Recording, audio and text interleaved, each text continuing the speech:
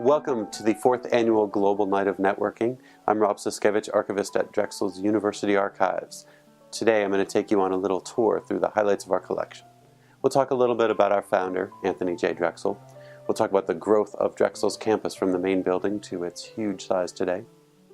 And we'll spend a little bit of time looking at student life. We'll look at athletics, fraternities, and sororities.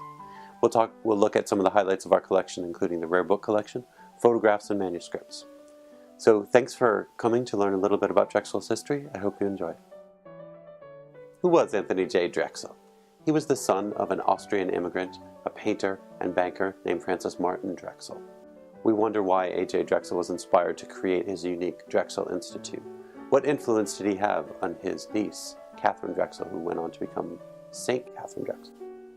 Let's learn a little bit about our founder, Anthony J. Drexel. Francis Martin Drexel was born in Dornbirn, Austria in 1792. Francis Martin Drexel studied to become a painter. However, he was forced to flee Austria because of Napoleon's occupation of the country. He traveled throughout Europe, studying in Paris, learning his painting skills, and eventually came to Philadelphia in 1817. Francis Martin Drexel married, had 2 children, and his wife, Catherine Drexel, was pregnant with their 3rd child. When, in 1826, Francis Martin Drexel boarded a ship for South America with a plan to become wealthy by painting the heads of state of South America, including the liberator Simón Bolívar. And here we're looking at another of Francis Martin Drexel's paintings of family portrait. Anthony J. Drexel did not meet his father until Anthony was in his 3rd year, 3 years old, because his father was in South America painting. So now we're looking at the first home of the Drexel & Co. Bank. The bank emerged at a time when private banks were really becoming an important force in the American economy. This office is on South 3rd Street between Market and Chestnuts, and there's still a Pennsylvania historical plaque marking its site because of the importance of A.J. Drexel as a historical figure, as one of the great businessmen and philanthropists of 19th century Philadelphia. Let's talk a little bit about the Drexel family. This person may be familiar. This is Anthony J. Drexel's niece, Catherine Drexel, born in 1858, died in 1955. She is now Saint Catherine, canonized in the year 2000 because of her work as the founder of the Sisters of the Blessed Sacrament, educating children, especially impoverished children all around the nation. She played an important influence on Mr. Drexel as he did on her. Another important influence on A.J. Drexel was the man on the left. That's George W. Childs, a lifelong friend of Mr. Drexel. That's a young Anthony J. Drexel on the right. These 2 men met every day in West Philadelphia, where Tony lived, and walked together to their offices in Old City. George W. Childs also played a great influence on Mr. Drexel and his decision to found the Drexel Institute. Childs is noteworthy as one of the wealthiest Philadelphians of the 19th century and quite famous at the time, although forgotten to history, like A.J. Drexel, a great philanthropist and businessman. And here, finally, let's close with this unusual picture of Mr. Drexel relaxing at home late in life. The Drexel Institute, as I'll tell you about in a moment, was founded in 1891.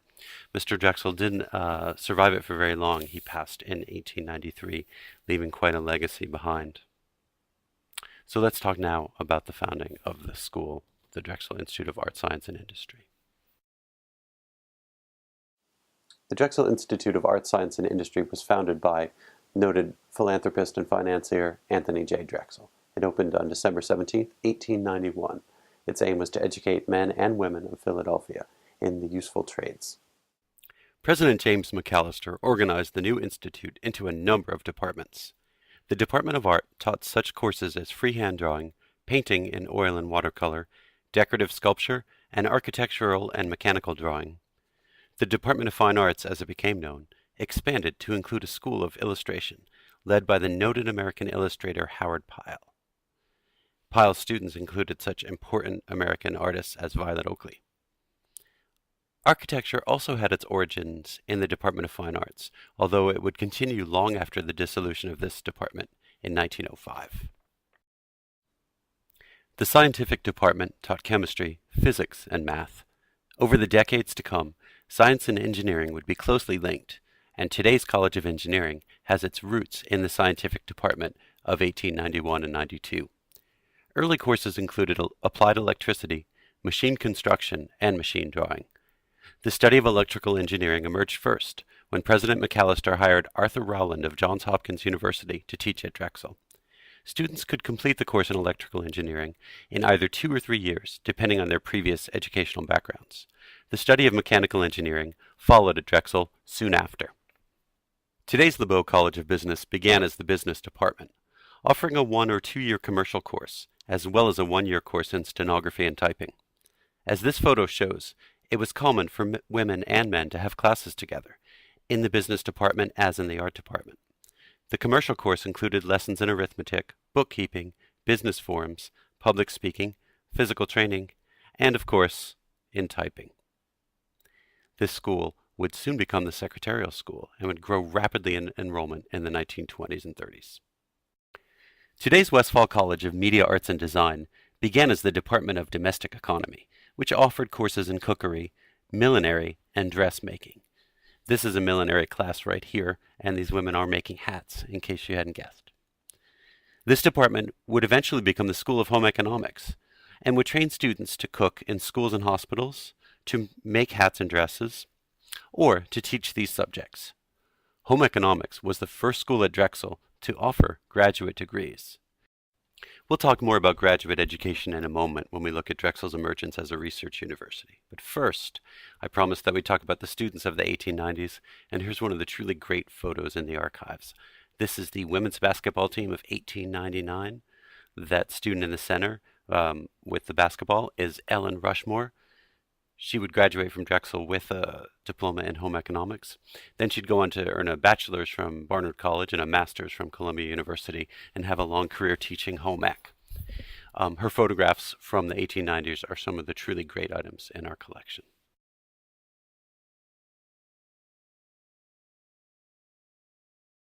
Hi, I'm Alexis Antrocoli, the Records Management Archivist here at Drexel. The Archives has a rare book collection, the bulk of which was donated by the founder, Anthony J. Drexel, and 2 of his friends, George W. Childs and George M. Standish.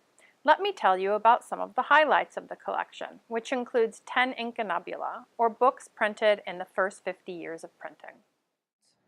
The rare book collection contains 9 incunabula, or books printed within 50 years of the invention of the movable type printing press by Gutenberg, as well as many books from the 16th through the 19th centuries.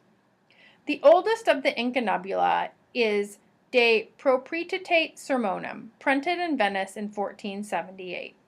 The book is a Latin dictionary created by Nonius Marcellus in the 4th century.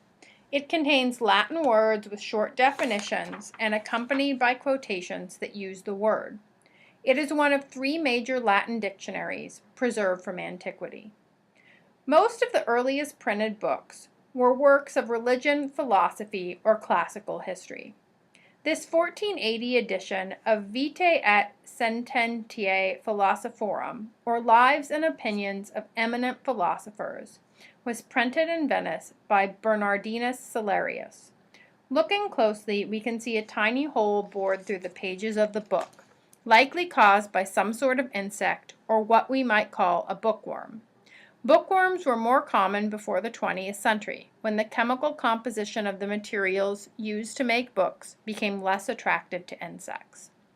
Among our 16th century rare books are this Venetian edition of Serlio Sebastino's De Architectura, printed in Italian in 1566.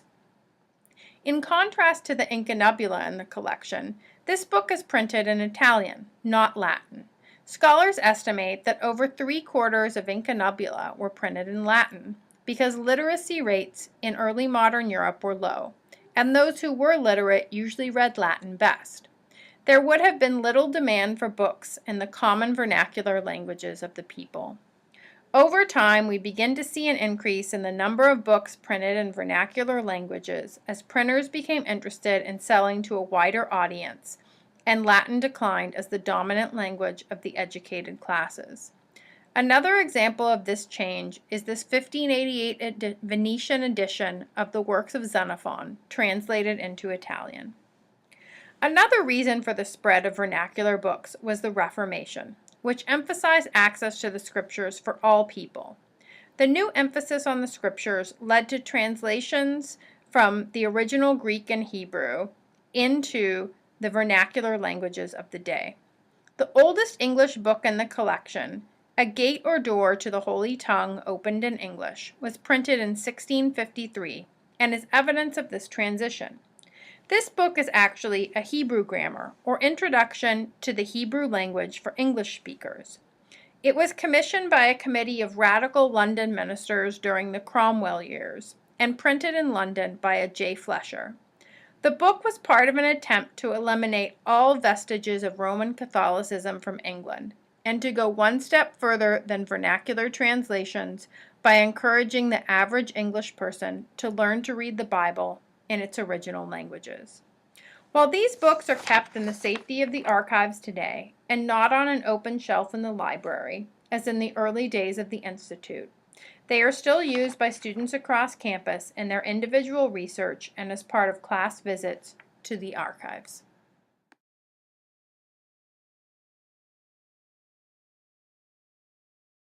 The Commonwealth of Pennsylvania first granted Drexel the right to confer bachelor's degrees in 1914. The new curriculum was not implemented right away, however, because the United States' participation in the First World War resulted in a drop in enrollment. It wasn't until after the war, with the launch of the co-op program in 1919, that true collegiate education began in earnest. In the decades that followed, the Drexel Institute focused on developing a strong program of undergraduate education in engineering, business, and home economics. Graduate education has been part of Drexel for 80 years, since the launch of the master's degree program in home ec in 1932. At first, grad education in home ec was a small program with only 36 students earning grad degrees in the first 15 years. But standards were high. These home ec grad students were required to write a thesis and demonstrate reading knowledge of either French or German. 3 areas of study were offered: food and nutrition, institutional administration, and textiles and clothing. 2 of the first 3 master's theses were written for the food and nutrition program. So, in the 1950s, Drexel built a nice new library, what today is now the Corman Center. You can tell from these cars that this is right when the Corman Center was new in 1957. Okay, so another big factor in the post-war era was the GI Bill. After World War II ended and the GI Bill was introduced, higher education benefits became available to veterans.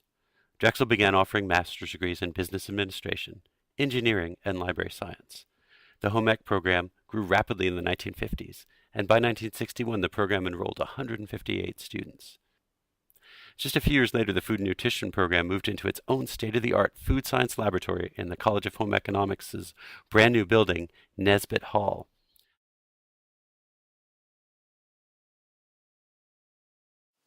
The Drexel Institute began as one building, the main building, at the corner of 31st and Chestnut Streets. It's grown quite a bit in the 120 plus years since then.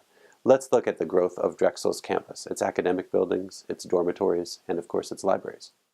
Whether you're looking at the most important buildings at Drexel or your favorite building at Drexel, the conversation usually starts with Maine. Dedicated in 1891, the product of A.J. Drexel's vision, he asked Dr. MacAlister, the first president, and his architects, the Wilson brothers, to look at the best of architecture, to travel to Europe to get some ideas. The Wilson brothers came up with a beautiful building. And of course, from the moment you enter that arch into the Great Court, it's just a spectacular building that knocks you off your feet. We all have our favorite parts of Maine. For some of us, it's the more basic utilitarian pieces, not just the beautiful decorative entrance on 33rd Street, but how about the fire escape on the back of Ludlow Street? How many of you took fresh air breaks or smoke breaks during classes back here, or enjoyed the many fine food trucks behind the main building on Ludlow Street? And I mentioned earlier in our presentation about all the laboratories and things that were an important part of Maine. Here we've got the metal laboratory from the middle part of the 20th century, and you know, Maine is just filled with this. You probably can recognize where this is, even though it looks much different today. Plenty of things haven't changed too much. There's still a statue of Sappho in the Great Court, although she's no longer has phone booths beside her, although she may have students talking on cell phones beside her. And the Great Court, of course, is the center of activity. It's spectacularly gorgeous when you first walk in, when it's empty, but it's also the lifeblood of the Drexel Institute. It has been for many years, whether it's fraternity and sorority members hanging out in the 50s, students gathering in 1963 to celebrate the College Bowl triumph of the College Bowl team 50 years ago, or the many different court drops and activities that went on in the Great Court, the critical part of the main building. A.J. Drexel's bust looks down on you when you're in Maine, sort of smiling down, or students smiling up at him, building that connection that we have to 1891. And speaking of connections, Drexel's second building, Randell Hall, which opened in 1901, was of course connected to the main building. We see here what the site looked like before Curtis was built in the 1920s. Curtis Hall, named after Cyrus Curtis, a generous benefactor to Drexel Institute, opened in 1928. Here we have an image of Randell, Curtis, and then finally Alumni Labs, which opened up in 1951, were the academic core of Drexel for 60 years. Half of the institution's life, all the classes, all the laboratories, all the activity focused on these 4 buildings all along Chestnut Street. So the great departure was a move westward instead of eastward, with the building of the next classroom building that opened up in 1955. I'll give you a little hint what this one is. Actually, you'll be able to figure it out if you can read backwards. Yes, it's Stratton Hall, built on the other side of 32nd Street.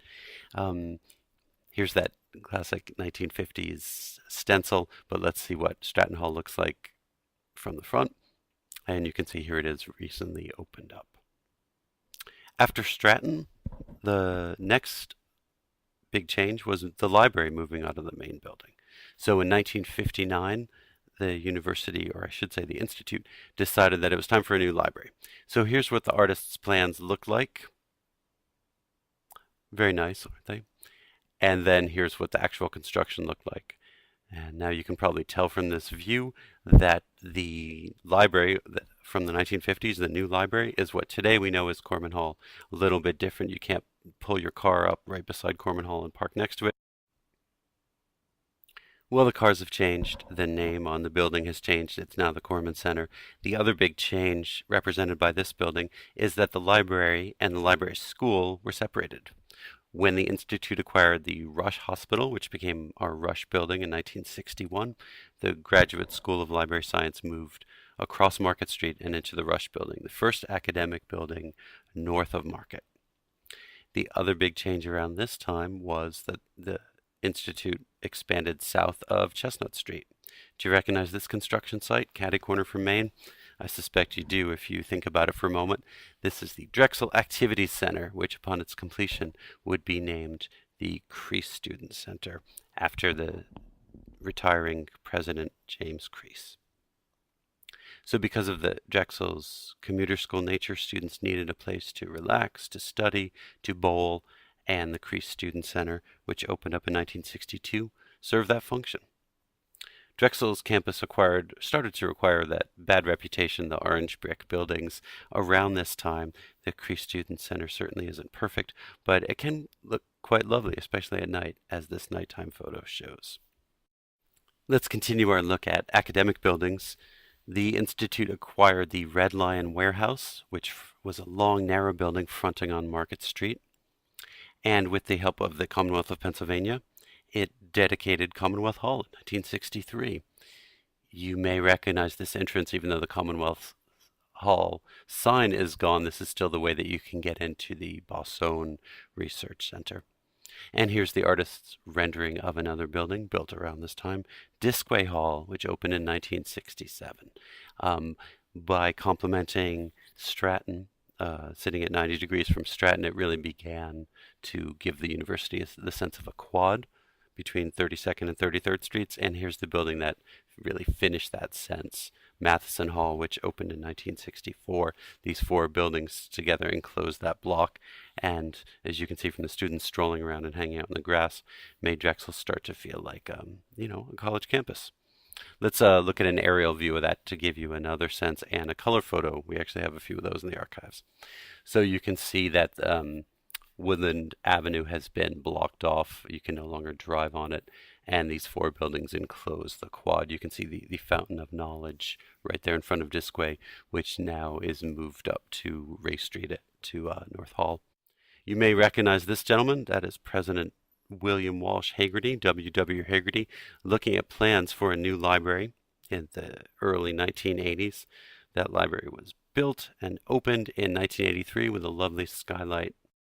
And let me note that this presentation unfortunately focuses just on our University City campus. Of course, Drexel has a Center City campus and a Queen Lane campus, each of which have their own library and other academic buildings. But let's continue our discussion of the University City campus for just a few moments longer, and we'll head on up to Powelton Avenue. You may recognize this old mansion. It's now the Ross Commons of Drexel University. The other reason that Powelton Avenue is noteworthy is because it was the home of Drexel's first dormitory and Drexel's fourth building overall, Van Rensselaer Hall. Van R, as it's known, was named after Anthony J. Drexel's daughter, Sarah Drexel Van Rensselaer. It opened in 1931. As you can see from these prices, it was quite affordable. You could live there for less than $1,000 for a whole year. Although in 1931 prices, actually this is from the 40s, that's quite a little bit more than it would be today. Okay, so for 40 years, from 1931 until 1967, this was it, the only dormitory on campus until this building was built. Do you recognize this dormitory under construction? Oh, it opened in 1967. We're looking at a shot from, I believe, the corner of 34th and, oh, there it is, it's Kelly Hall. Yes, Drexel's second dormitory, the first dormitory for men. And it started a wave of dormitory construction. Calhoun and Myers followed in the 70s, Towers and North in the 80s. And that is the end of our quick tour of the Drexel campus. Let's finish up by looking at sports. The Drexel experience is more than just what you learn in the classroom and on co-op. It's also about student life. Let's take a look at some of the highlights of our collection that document the history of Drexel athletics, of fraternities and sororities, of clubs and organizations, of all the things that you did at Drexel outside the classroom. Let's take a look at the gym in the main building in the 1890s. Drexel then adhered to the popular Swedish system. This system was designed, and I quote, to produce a harmonious development of the human organism and to ensure the preservation of health as well as the cure of diseases. The Swedish system included heaving motions, shoulder blade movements, abdominal exercises, lateral trunk movements. You get the idea. Very civilizing. And because we're talking about Drexel, you already know that this applied to women as well as to men. However, it appears that the Swedish system was not particularly popular among the students. Can you blame them? Instead, the students were known to sneak out of the institute and play ball games in, to quote a source at the time, vacant lots in the vicinity of the institute. A student poem from the 1896 yearbook entitled To JPR on Cutting the Gym proclaims the poet's love for non-Swedish sport and concludes with this verse. So oft you'll miss me from the gym, but this you'll have to bear. I will not play in your backyard when I can play elsewhere. 100 years ago, before Drexel's neighborhood was as built up as it is today, students could indeed play elsewhere. Here's one of my favorite images in the archives, a 1915 photograph taken from the second floor of Maine. Students were playing a decidedly non-Swedish sport, possibly baseball, in Drexel's backyard. This is looking west from the second floor of the main building. Surely J. Peterson Ryder, who is the JPR of the poem I just read to you, could not have been too disappointed so long as the students made it to class on time. Is the name J. Peterson Ryder familiar? He was the director of physical training and the first dean of men. He's memorialized by the Ryder clock in the main building with its Be on Time motto. So in addition to Swedish exercises and ball games in vacant lots, Drexel students played intramural athletics for the first 3 decades of the Institute. Intercollegiate sports began in 1919. The first paid coach was hired in 1920. But it's this October of 1927 Triangle issue that's notable, because it announces the hiring of a new football coach, Walter Hollis. If you recognize the name Hollis, it could be because of Walt's brother George, NFL Hall of Famer and longtime Chicago Bears owner. Walt's niece and George's daughter, Virginia McCaskey, is the current owner of the Bears and also a Drexel alumna. She visited campus a couple of years ago when the Bears were in town to play the Eagles on Monday night. Mrs. McCaskey said the only reason her father allowed her to come to Drexel was because her Uncle Walt was here to take care of her. So Walt Hollis coached football quite successfully, but also baseball and basketball. One thing to point out here is note the captain of the women's rifle team in this photo. Riflery was long a popular sport for women at Drexel, as were basketball, field hockey, and lacrosse. Okay, so let's look at some highlights from the 1950s. The 1955 football team won every game that it played. It was Drexel's first undefeated team. Senior fullback George Piper donated his game ball from one of those games against the Coast Guard Academy to the University Archives, along with his beanie, or dink. If you went to Drexel in the 50s and 60s, maybe you had to wear a dink your first year. And if you have it lying around your house and you want to donate it to the archives, we'd love to have it, or any memorabilia from your time at Drexel. While we're talking about successful seasons, we have to mention Drexel's national championship in men's soccer in 1958. That team was led by Don Yonker, who coached at Drexel for 30 seasons, taking the men's soccer team to its first NCAA tournament. In addition to football and soccer, other important sports at Drexel have been lacrosse, wrestling, and basketball. The Drexel Dragons Hall of Fame includes such notable athletes and coaches as Helen Callis-Reiner. Helen was a three-sport star as a Drexel student, an All-American in field hockey in 1957, her senior year. She later coached the women's field hockey team, including leading them to an undefeated season in 1961. As we look at a few historic images from the archives collections, I want to point out that we're fortunate to live in one of the finest periods of basketball success in Drexel history. Denise Dillon and Bruiser Flint, the current coaches of the women's and men's teams, are the winningest Division I basketball coaches in Drexel's history. Coach Dillon passed that mark in 2012, the year before her team captured Philadelphia's first women's Division I hoops championship by winning the WNIT.